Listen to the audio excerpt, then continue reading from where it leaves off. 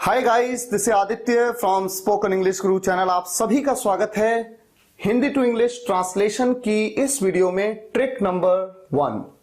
Guys, आज इस video में हम एक ऐसी ट्रिक के बारे में जानेंगे जिसका यूज करके आप कितने भी लंबे सेंटेंस को, एक क्लॉज का कोई भी सेंटेंस चाहे कितना भी लंबा हो, उस सेंटेंस को आप चुटकियों में ट्रांसलेट कर सकते हैं। आपको लगेगा मैं मजाक कर रहा हूं, मजाक नहीं कर रहा हूं मैं, आप वाकई में चुटकियों में ट्रांसलेट कर लेंगे। इस वीडियो लेक्चर के एंड में एक सेंटेंस भी मैं आपको दूंगा जो कि इतना ही लंबा होगा जितना सेंटेंस आपके सामने है, और उस सेंटेंस को आप खुद ट्रांसलेट करेंगे और कमेंट्स में लिखेंगे। आपको यकीन दिलाता हूं आप बिल्कुल सही तरीके से उस सेंटेंस को ट्रांसलेट कर पाएंगे। बस आपसे इतनी सी रिक्वेस्ट है, इस वीडियो लेक्चर को एंड तक देखिएगा, क्योंकि इस वीडियो के एंड में भी एक क्लाइमैक्स आपके सामने आएगा। आपको उसे भी देखना है और समझना है कि ट्रिक क्या है।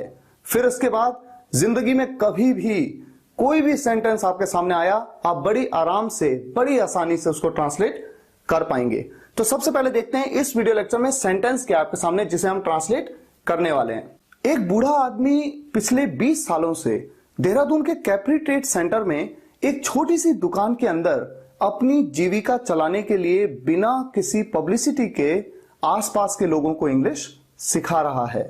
वीडियो की शुरुआत में सबसे पहला पॉइंट आप नोट कर लीजिए। यहां पर जो ट्रिक लिखी है, आपको यह नहीं सोचना है कि क्या लिखा है, हम इसे कैसे याद करेंगे, याद करना पड़ेगा। कुछ नहीं करना पड़ेगा, इतना सिंपल है कि बच्चे भी सीख लेंगे। लेकिन कैसे, अभी मैं आपको बताता हूं। ट्रिक बताने से पहले एक बात बताना बहुत जरूरी है। एक सेंटेंस आपके सामने लिखा है, मैं राकेश के साथ फुटबॉल खेल रहा हूं। आपने अक्सर ये सुना होगा, कई लोग कहते हैं कि सेंटेंस को ट्रांसलेट कैसे किया जाता है। सबसे पहले आप लिखते हैं सब्जेक्ट, सब्जेक्ट है आई, उसके बाद आप उल्टा स्टार्ट करते हैं। अब इस सेंटेंस को जरा ट्रांसलेट करते हैं। हूं एम खेल रहा, प्लेइंग फुटबॉल, फुटबॉल, और अब आपके सामने आया राकेश के साथ। तो राकेश के साथ को क्या कहेंगे? विद राकेश। सिंपल। यह सेंटेंस बिल्कुल सही है। आपने उल्टा शुरू किया, यह बिल्कुल सही सेंटेंस है। लेकिन यह कॉन्सेप्ट या यह ट्रिक केवल छोटे फ्रेजेस में, छोटे सेंटेंसेस में अप्लाई होती है। लेकिन इस सेंटेंस को अगर ऐसे कहा जाता, मैं फुटबॉल राकेश के साथ खेल रहा हूं, आप ऐसा भी बोल सकते हैं, ऐसे भी बोल सकते हैं और ऐसे भी बोल सकते हैं। अगर आप ऐसे बोलें और इस ट्रिक का यूज करें कि पहले आप लिखते हैं सब्जेक्ट, उसके बाद आप उल्टा चलते हैं। हूं के लिए एम, खेल रहा के लिए प्लेइंग, अब आया राकेश के साथ, तो आप कहते हैं विद राकेश, और उसके बाद फुटबॉल। अब आप उल्टा चल रहे थे, पहले आपने ये कहा, फिर आपने ये कहा, फिर ये कहा, फिर ये कहा। अब आप कहते हैं फुटबॉल। अब सोचिए, अगर हम उल्टा चलने की इस ट्रिक को फॉलो करें तो सेंटेंस, ये वाला सेंटेंस ऐसे बोला जाएगा, I am playing with Rakesh football, और जबकि ये सेंटेंस गलत हो जाता है। तो कुल मिलाकर इस तरह से सेंटेंसेस को ट्रांसलेट नहीं किया जाता है। ये जो उल्टा चलने की ट्रिक है कि पहले सब्जेक्ट को लिखो और उसके बाद बिल्कुल उल्टा चलते चलो, ये छोटे सेंटेंसेस पे, छोटे फ्रेजेस पे अप्लाई होगी, लेकिन बड़े सेंटेंसेस पे कभी अप्लाई नहीं होती है। सेंटेंसेस को इस तरह से ट्रांसलेट नहीं किया जाता है। तो आइए शुरुआत करते हैं। आज हम एक ट्रिक यूज करेंगे और बहुत ही इंटरेस्टिंग, बहुत ही इंपॉर्टेंट और छोटी सी ट्रिक है। इस ट्रिक को यूज करेंगे और एक बड़े से सेंटेंस को ट्रांसलेट करना सीखेंगे। इस सेंटेंस में एक बूढ़ा आदमी क्या काम कर रहा है? सिखाने का काम कर रहा है। आपको सबसे पहला क्वेश्चन अपने आप से पूछना है, कौन है वो जो इस सेंटेंस में किसी भी काम को कर रहा है? कौन है वो? कौन? तो आंसर आएगा एक बूढ़ा आदमी। तो आप लिखते हैं एन ओल्ड मैन। अब जब बात आती है रहा है, रही है, रहे हैं, ऐसे सेंटेंसेस आपने कहां पर देखे? प्रेजेंट कॉन्टिन्यूअस टेंस में। टेंस कैटेगरी का सेंटेंस है वर्ब यानी क्रिया क्या है? सिखाना। सिखाने को आप क्या कहते हैं? टीच। आप में से 99% स्टूडेंट्स इस बात को कह सकते हैं एन ओल्ड मैन इज है सिखा रहा के लिए टीचिंग। लेकिन अभी मैं थोड़ा सा यहां पर गैप दे देता हूं। इस गैप को देने का भी एक कारण है जो इस वीडियो लेक्चर के एंड तक मैं आपको क्लियर कर दूंगा। अभी आप देखते जाइए। N old man is teaching, सिखा रहा है या पढ़ा रहा है। क्या? अगला क्वेश्चन है क्या? इंग्लिश। बस आप अपने आप से क्वेश्चन पूछते जाएंगे। क्या पढ़ा रहा है? इंग्लिश पढ़ा रहा है। किसे पढ़ा रहा है? किसे या किसके डॉट डॉट डॉट डॉट। अभी इसके कॉम्प्लेक्सिटी पे मत जाइए, सिर्फ सोचिए किसे पढ़ा रहा है।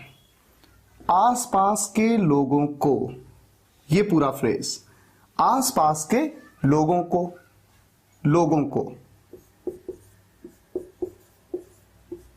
टू द पीपल, आसपास के, of nearby places,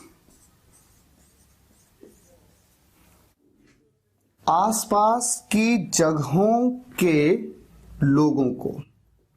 next किसे हो गया? कैसे।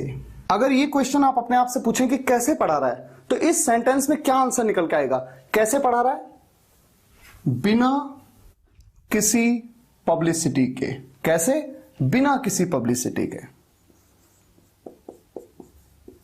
अब आप लिखते हैं without any publicity.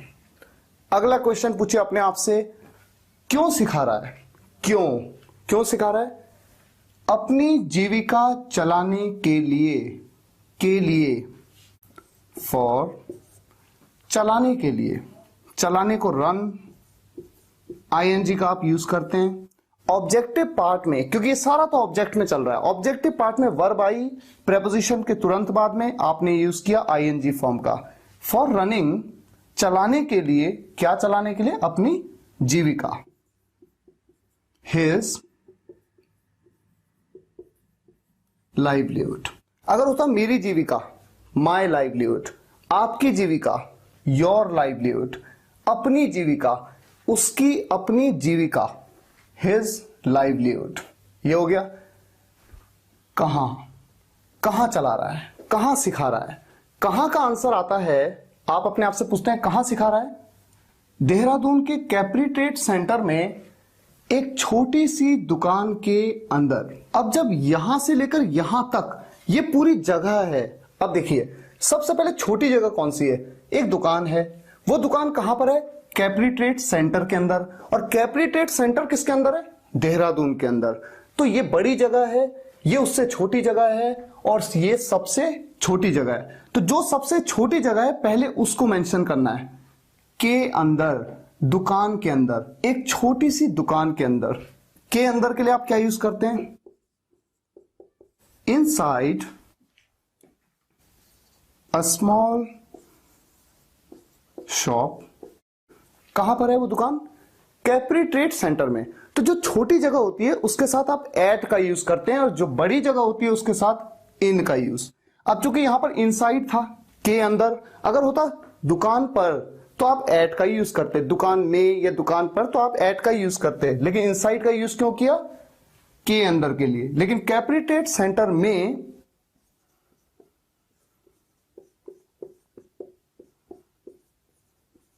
Eight Capri Trade Centre Dehradun के, यानी देहरादून में वो Capri Trade Centre in Dehradun. कहां हो गया? अब बात करते हैं कब। अब जरा सोचिए, अगर मैं आपसे पूछूं कि वो इंग्लिश कब सिखा रहा है, कब, तो क्या आप आंसर दे सकते हैं? इस सेंटेंस में कहीं ये बताया गया है कि वो कब सिखा रहा है? नहीं बताया गया। हां, अगर इस सेंटेंस में होता एक बूढ़ा आदमी रोज सुबह 5 बजे से 6 बजे तक पिछले 20 सालों से देहरादून के कैप्री ट्रेड सेंटर में इंग्लिश सिखा रहा है, रोज सुबह 5 बजे से 6 बजे तक, तो आंसर निकल के आता कब का। कब सिखा रहा है? रोज सुबह 5 बजे से लेकर 6 बजे तक। लेकिन ऐसा कुछ यहां पर नहीं है, इसलिए कब का आंसर यहां पर नहीं मिल सकता। अब कब के बाद आते हैं कब से। कब से का क्या आंसर निकल के आता है? एक बूढ़ा आदमी पिछले 20 सालों से। कब से? पिछले 20 सालों से। For last 20 years। अब देखिए ये पूरा सेंटेंस बना, an old man is teaching English to the people of nearby places without any publicity for running his livelihood inside a small shop at Capri Trade Centre in Dehradun for last 20 years। अब इस sentence में एक छोटा सा twist है। Twist बहुत ही simple है, क्योंकि आप में से कई स्टूडेंट्स हो सकता है इतना डीप नॉलेज ना रखते हो ग्रामर की, इसलिए मैंने पहले इसे नहीं बताया। अब आप सोचिए, जब हम टेंस की बात करते हैं, रहा है, रही है, रहे हैं, ये तो कॉन्टिन्यूअस टेंस में आता है, प्रेजेंट के कॉन्टिन्यूअस टेंस में। लेकिन जब भी किसी सेंटेंस में किसी समय से की बात होती है, समय से की बात, तो वहां पर वो प्रेजेंट कॉन्टिन्यूअस नहीं बल्कि परफेक्ट कॉन्टिन्यूअस में चेंज हो जाता है। प्रेजेंट कॉन्टिन्यूअस नहीं बल्कि प्रेजेंट परफेक्ट कॉन्टिन्यूअस का सेंटेंस बन जाता है। और इसीलिए यहां पर इज का यूज नहीं बल्कि हैज बीन का यूज किया जाएगा। मैं जानता हूं जो स्टूडेंट्स बहुत ही बेसिक लेवल पे हैं, टेंस के बारे में नहीं जानते हैं, उनको थोड़ा सा डिफिकल्टी लगेगा, लेकिन घबराने की जरूरत नहीं है। अगर आप इनिशियल स्टेज में शुरुआत में इस से भी बोलेंगे, धीरे धीरे आप जैसे जैसे ग्रामर को सीखते जाएंगे, सेंटेंसेस को बनाना आ जाएगा। अभी देखिए कितने आराम से इस ट्रिक के साथ हमने इस सेंटेंस को बनाया। यहां पर इस ट्रिक में कुछ ऐसी चीजें जो आप नहीं समझ पाए, जैसे डॉट डॉट डॉट डॉट का रोल क्या है। देखिए, किसे या किसके बारे में, किसके साथ। अब यहां पर मैंने आपसे कहा कि सिखा रहा है इंग्लिश, और मान लीजिए मैं कहता लड़ रहा है, तो लड़ रहा है किसके साथ। मुझे बता रहा है किसके बारे में। अगर होता किसके साथ, विद whom, किसके बारे में, अबाउट whom, तो वो सेंटेंसेस, जैसे जैसे हम सेंटेंसेस बनाते जाएंगे वो चीज क्लियर होती जाएगी। अब जैसे यहां पर है कब से, अब कब से में यहां पर है 20 सालों से। जब ड्यूरेशन की बात हुई, अवधि की बात हुई, तो परफेक्ट कॉन्टिन्यूअस सेंटेंसेस में आप जानते हैं कि आप फॉर का या सिंस का यूज करते हैं। और फ्यूचर का सेंटेंस होता फ्यूचर का, कि मैं कल से स्कूल जाऊंगा, कल से, तो कब से, कल से। तो फ्यूचर के केस में आप फ्रॉम व्हेन का यूज करते हैं, सिंस व्हेन या फॉर हाउ लॉन्ग का आप यूज नहीं करते हैं। ये बात डाउट क्लियरिंग सेशन के वीडियो में मैं आपको बता चुका हूं, फिलहाल इसकी डिटेल में मैं नहीं जाऊंगा। एक बात आप और नोट करिए, इस सेंटेंस में अगर ऐसा होता है एक बूढ़ा आदमी आसपास के लोगों को पिछले 20 सालों से देहरादून के कैप्री ट्रेड सेंटर में सिखा रहा है, तब भी तो ये सेंटेंस ऐसे ही बनता।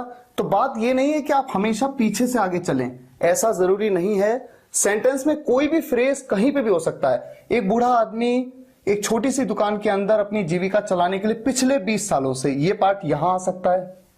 आसपास के लोगों को पार्ट ऊपर आ सकता है। चाहे जो भी हो जाए, हमेशा ध्यान रखें, ट्रिक ये है, पहले कौन, उसके बाद टेंस, उसके बाद क्या, किसे, कैसे, क्यों, कहां, कब और कब से, हमेशा। अब एक सेंटेंस मैं आपके सामने रखता हूं। सेंटेंस देखिए आपकी स्क्रीन पे है। इस सेंटेंस को आपको ट्रांसलेट करना है और कमेंट्स में जरूर लिखना है। मैं आपको दावे से कह सकता हूं आप इस सेंटेंस को बना सकते हैं। अपने आप पे विश्वास करिए, बस इस ट्रिक को फॉलो करिएगा और सेंटेंस को बनाइएगा। अगली वीडियो में इस तरह के 10 सेंटेंसेस मैं आपके सामने लेके आऊंगा और उन सेंटेंसेस को प्रैक्टिस जब आप करेंगे, और साथ ही साथ ये सेंटेंस जो भी मैंने आपको होमवर्क के लिए दिया है, इस सेंटेंस को भी ट्रांसलेट करके बताऊंगा। मैं आपको यकीन दिलाता हूं चीजें इतनी स्मूथ आपके लिए हो जाएंगी। आपको सिर्फ ट्रिक याद रखनी है और ये खुद ही याद भी हो जाएंगी जैसे जैसे आप सेंटेंसेस को बनाते जाएंगे। मुझे उम्मीद है ये वीडियो लेक्चर आपको पसंद आया होगा। पसंद आया हो तो लाइक करिएगा और शेयर जरूर करिएगा अपने सभी फ्रेंड्स के साथ, ताकि देश के हर छोटे से छोटे गांव का स्टूडेंट भी इन वीडियोस का बेनिफिट ले सके, इंग्लिश सीखे और अपने जीवन में सक्षम बने। अगर आप एक नए व्यूअर हैं तो चैनल को सब्सक्राइब कर लीजिए। सब्सक्राइब के बगल में घंटी के निशान पे क्लिक जरूर करिएगा, ताकि एक भी वीडियो लेक्चर आप मिस ना करें और इंग्लिश सीखें। अगर आप इंस्टाग्राम और फेसबुक में मेरे साथ नहीं जुड़े हैं तो जुड़ सकते हैं, लिंक मैंने डिस्क्रिप्शन और कमेंट्स में दिया है। Thank you so much for watching this video guys. See you in the next video lecture. Take care and good bye.